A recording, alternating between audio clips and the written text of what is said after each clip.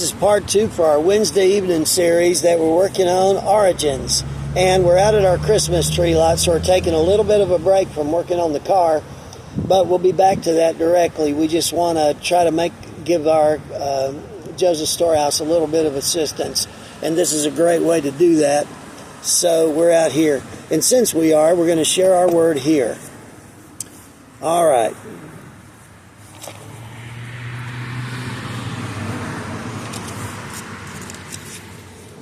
I made some notes for myself so I could read those with you. You know, we're in the season of Christmas, and so all our hearts, you know, and I know that you have too. We've been spending time with family and friends, and we're just getting ready for our whole Christmas experience. And let's see here.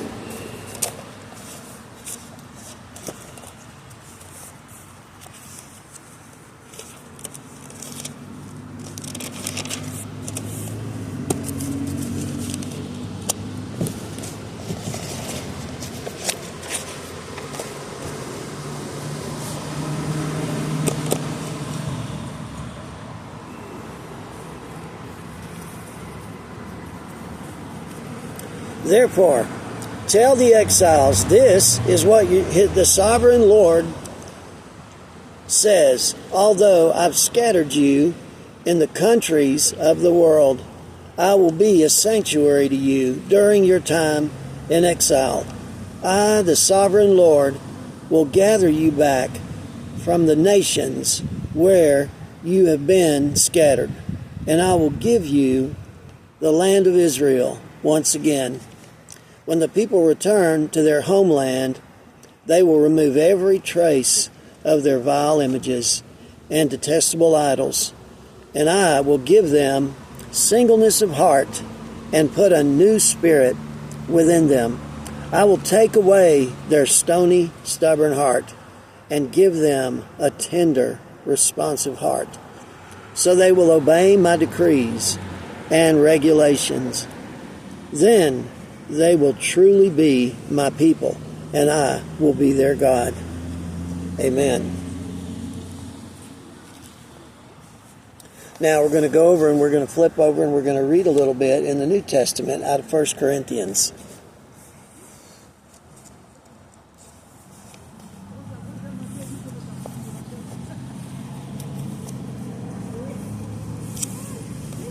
First Corinthians, here we go.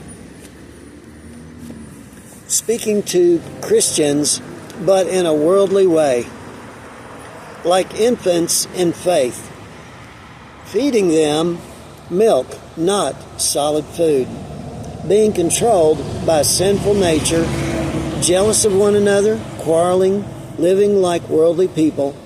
Paul and Apollos are just preachers of the gospel with the same purpose.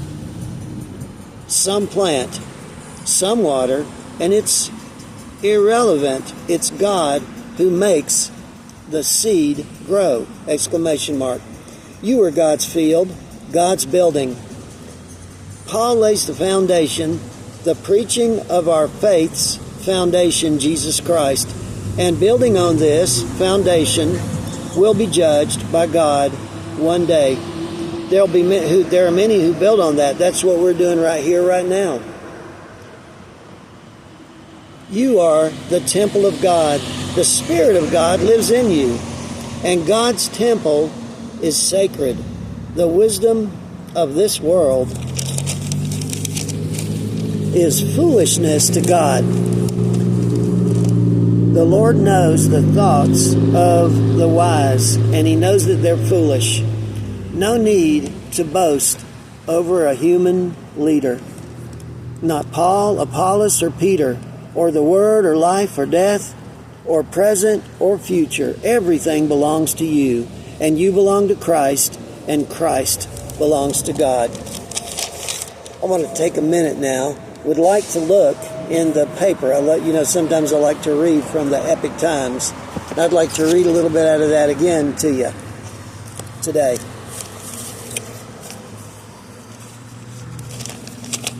Being in the Christmas tradition, These are songs and carols of Christmas. It says, in a lot of households, and this paper is done by Jeff Manick, and he's a writer, and we'll tell you more about him in a little towards the end of this.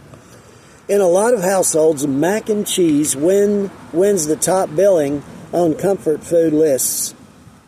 And it says, the gooey texture, the creamy taste, and the combination of pasta, eggs, milk, and cheese are a big hit, not only with kids, but also with grown-ups, as that first bite often floods them with memories of their childhood.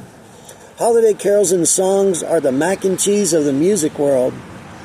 Kids have their Yuletide favorites, while a few measures of Silent Night or Jingle Bells can whisk adults back to the excitement and pleasures of Christmases long ago.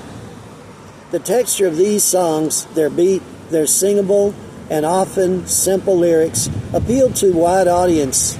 Some others find the songs to be a little bit gooey with sentimentality, even cheesy at times, but consumers of this comfort music generally ignore these critics, keep their place at the table, and enjoy the dish. Some gourmet diners even crank up Winter Wonderland or Frosty the Snowman in the middle of July and unashamedly belt out the lyrics. As you get older, you don't care. You sing along with the babies and the grandbabies.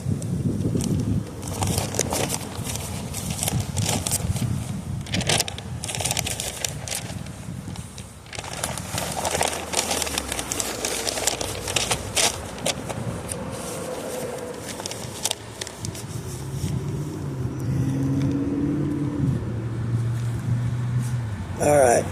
These aficionados of sleigh bells and roasting chestnuts have an array of choices in their Yuletide fare.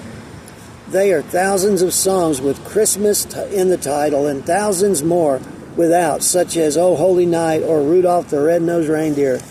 Add to those numbers the scores of popular singers from like Bing Crosby, Frank Sinatra, Diana Ross, and Taylor Swift, who have recorded their own versions of holiday favorites, and we understand why. Some radio stations put out Yuletide music 24/7 from mid-November to near New Year's Day.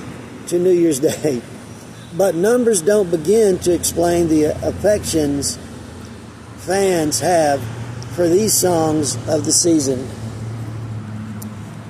Any Christmas connoisseur knows that lines from I'll Be Home for Christmas, songs like this are one that they're like a time machine. They carry us back into childhood or to the first Christmas of our marriage. And I'll be back in just a little bit.